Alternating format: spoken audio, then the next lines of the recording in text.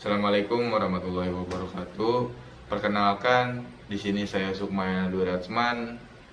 Saya tinggal di Karawang, Cikampek, Kampung Kalioyot, RT 04 RW 03. Saya berkuliah di Universitas Singapura Bangsa Karawang, Fakultas Agama Islam, jurusan Manajemen Pendidikan Islam. Di sini saya menerima tugas dari Pak Bambang Sutejo, yaitu untuk mewawancarai teman, saudara maupun lingkungan tentang implementasi kewarganegaraan, aktualisasi kewarganegaraan, dan juga demokrasi kewarganegaraan.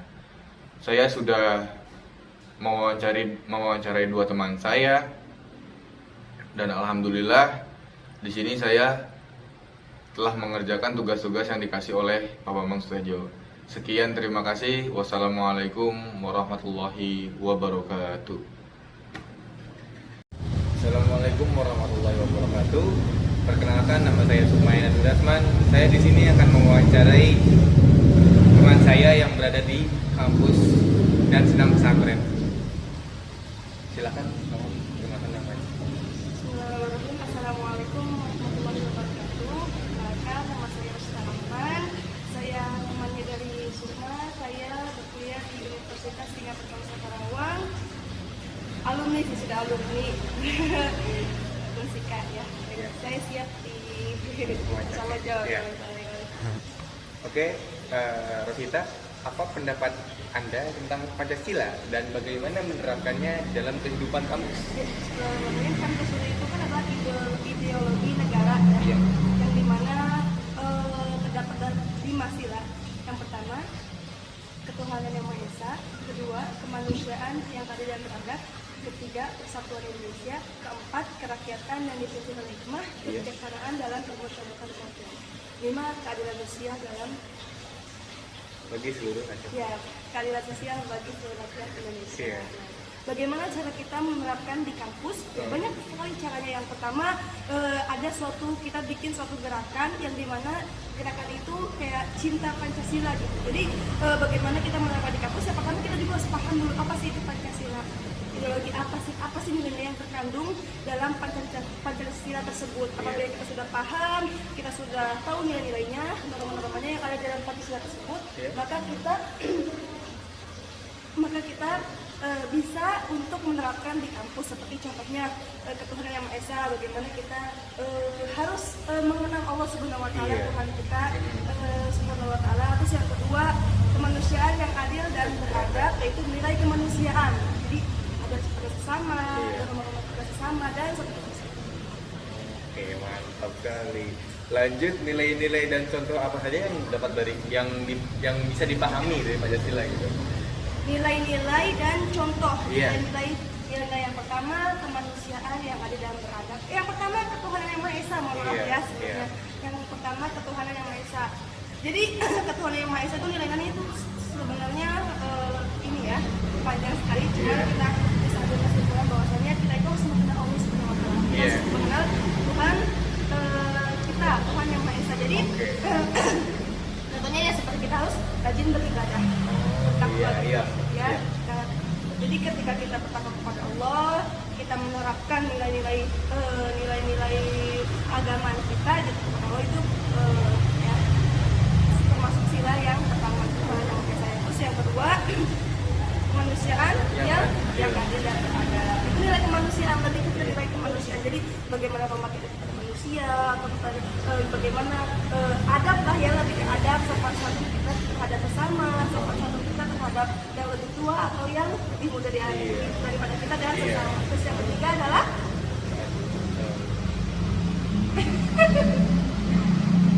kemanusiaan yang beradab dan terus yang ketiga adalah Persatuan Indonesia. ya persatuan Indonesia. Itu persatuan Indonesia itu lebih ke sesama menghargai ya, suku ras gitu ya. Menghargai satu sama lain, suku, bangsa, walaupun beda agama gitu. Dan contohnya. Terus yang keempat adalah kerakyatan yang dipimpin oleh hikmah dan kebijaksanaan dalam musyawaratan perwakilan. Jadi lebih ke nilai masyarakat, kita sebagai rakyat harus patuh terhadap undang-undang, lebih ke ini ya, patuh terhadap undang-undang. Terus kita juga di sini juga ngumpul, ada norma, ada adab, semuanya di sini sopan santun. Jadi di sila keempat itu ya lebih ke rakyat gitu, tipenya lebih merakyat seperti itu. Mantap Terus sekali. yang kelima Keadilan sosial, sosial. nah itu adil. Harus adil. Nah, selanjutnya sebagai guru ngaji, apa yang harus kita lakukan kepada negara? Ya itu ya banyak ya banyak. Yang pertama mungkin saya sebagai guru ngaji, saya menerapkan sila yang kesatuan Tuhan yang Maha Esa, memperkenalkan kepada anak-anak kan tentang tauhid kepada Allah, nilai-nilai agama yang kita masukkan itu lebih ke nilai nomor satu. Seperti itu. Karena kan titelnya guru ngaji. Iya, karena guru ngaji ya kan. Kalau bukan guru ngaji pasti berbeda lagi.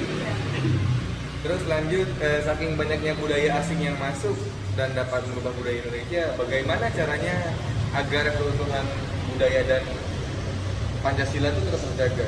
Yang pertama memang harus menjaga ya. Yang Emang iya, pertama walaupun menjaga. banyak budaya-budaya asing yang masuk dalam Iya, kan kayak Indonesia ya. kayak misalkan di TikTok tuh kan joget-joget itu kan pertamanya kan dari budaya asing melalui media sosial, itu kan dia bisa masuk. Ya. Pertama kita harus menjaga struktur kita harus lebih menghargai lagi gitu. Kita harus lebih, walaupun memang banyak di luar sana budaya-budaya asing yang masuk, tapi kita harus tetap memeluk erat, menghargai sesama, suku, bangsa, ras. Terus tetap harus menjalani, mentaati peraturan-peraturan negara. Ya, pokoknya jadi kita menjaga Pancasila bareng-bareng ya, sama-sama, walaupun banyak sekali suku budaya yang masuk dalam Indonesia. Jadi intinya mah lebih diketatkan lagi gitu dan diri kita untuk menghargai sesama suku, jangan sampai berantem atau jangan sampai berselisih antara suku dengan suku, sama saling menghargai dan memperhatikan dan mentaati peraturan. Oke, siap. Yang terakhir nih pertanyaannya, apa saja yang dilakukan agar para pemuda-pemudi saat ini dapat memahami nilai-nilai Pancasila? Ya pertama harus tahu dulu sih Pancasila. Iya. Diterima. Tapi kan dulu kan dia disekolahin dari kecil, diajari. Tapi tetap aja ketika udah gede, tapi dia lupa gitu akan nilai-nilai Pancasila. Ya itu mungkin karena faktor lingkungannya, terus dia juga mungkin nanti pas belajarnya waktu dulu gitu kan kurang konsentrasi atau kurang fokus. Jadi ya yang pertama harus dilakukan ya untuk apa, dapat memahami nilai-nilai Pancasila itu bagus. Iya, baik. Membaca, kita pahami, banyakkan sumber-sumber sekarang di Google, di internet, dimanapun gitu ya, kata-kata kita cari, kita pahami, lalu kita terapkan. Yang penting mah kita paham dulu, kita baca dulu apa sih Pancasila, nilainya apa sih, normanya apa sih, Iya. apa sih yang terkandung dalam Pancasila tersebut. Lalu ketika kita sudah baca, di berbagai sumber, itulah muncullah kepahaman. Ketika sudah muncul kepahaman, baru muncullah untuk menerapkan. Oke, terima kasih banget ya Rosita Rahman. Saya ini guru ngaji di sini di pondok pesantren apa itu? Rumah Tafis. Oh iya, rumah Tafis, di rumah Tafis. Sekian, terima kasih. Wassalamualaikum warahmatullahi wabarakatuh. Waalaikumsalam warahmatullahi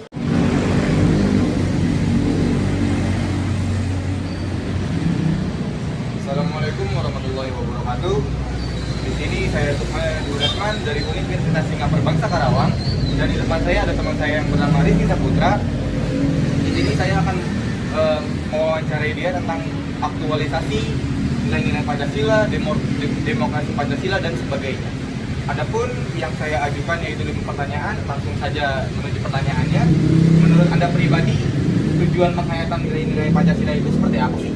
Jadi penghayatan nilai-nilai Pancasila adalah untuk memberikan pemahaman dan penghayatan atas jiwa dan nilai-nilai dasar Pancasila kepada mahasiswa sebagai warga negara Republik Indonesia, serta membimbing dan menerapkan di dalam kehidupan masyarakat, berbangsa dan bernegara.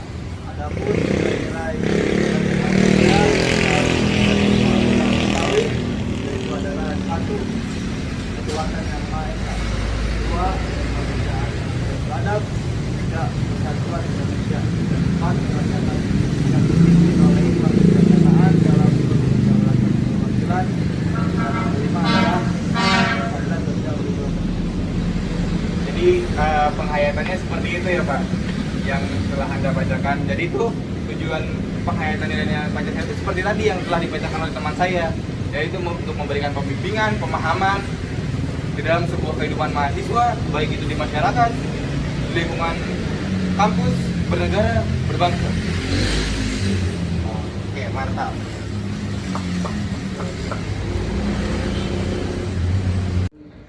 Bagaimana cara Anda mengaktualisasikan nilai-nilai Pancasila dalam kehidupan Anda?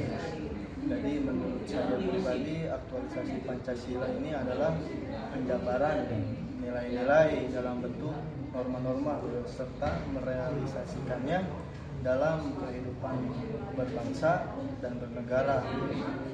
Norma-norma ini adalah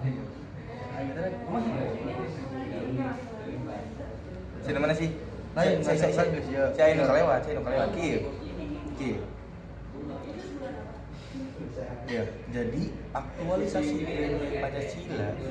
Jadi aktualisasi apa sih? Bagaimana cara Anda mengaktualisasikan nilai-nilai Pancasila? Jadi aktualisasi menurut saya adalah penjabaran nilai-nilai dalam bentuk norma-norma serta merealisasikannya dalam kehidupan berbangsa dan negara. Dalam aktualisasi Pancasila ini, penjabaran nilai-nilai Pancasila dalam bentuk norma-norma dijumpai dengan norma hukum, kenegaraan, dan norma-norma moral. Sedangkan realisasinya adalah dikaitkan dengan tingkah laku semua warga negara dalam bermasyarakat. Seperti yang sudah teman saya jelaskan, bahwa mengaktualisasikan dalam kehidupan pribadi itu tergantung dari semua warga negara. Jadi dalam bentuknya masyarakat, contohnya tingkah laku masyarakat itu sendiri terhadap negara. Bagaimana caranya mengaktualisasikan dirinya kepada negara, kepada dasar negara itu sendiri. Seperti itu kira-kira penjelasannya saya sampaikan. Bagaimana cara Anda merealisasikan norma-norma di dalam lingkungan masyarakat? Menurut saya, merealisasikan norma-norma di dalam lingkungan masyarakat itu ada 5 bagian. 5 bagian itu apa saja sih? Dan coba Anda berikan contohnya. Seperti kita budaya malu.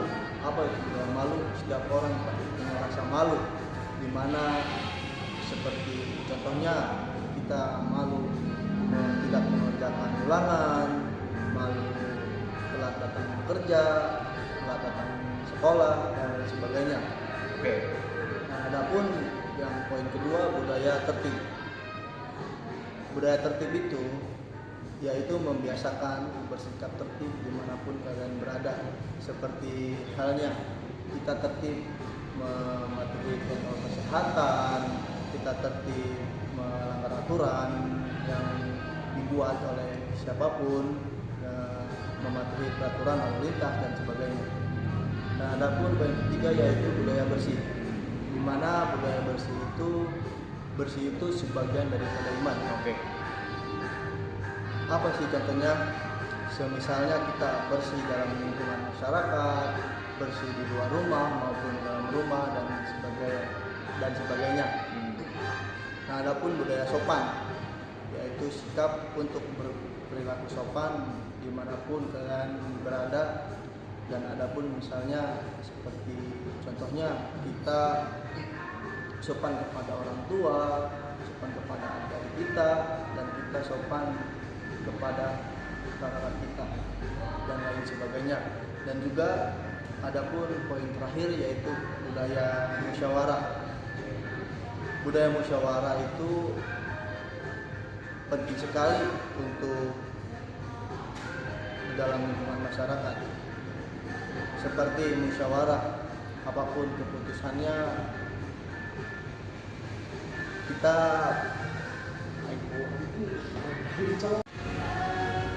Mengapa demokrasi harus bersumber dari Pancasila? demokrasi harus bersumber dari Pancasila. Karena dengan bersumber dari Pancasila, Iya. maka demokrasi diharapkan dapat berjalan sesuai dengan nilai-nilai dan tujuan dari setiap sila Pancasila. Oke, seperti itu kira-kira yang dijelaskan oleh teman saya. Semoga bermanfaat. Wassalamualaikum warahmatullahi wabarakatuh.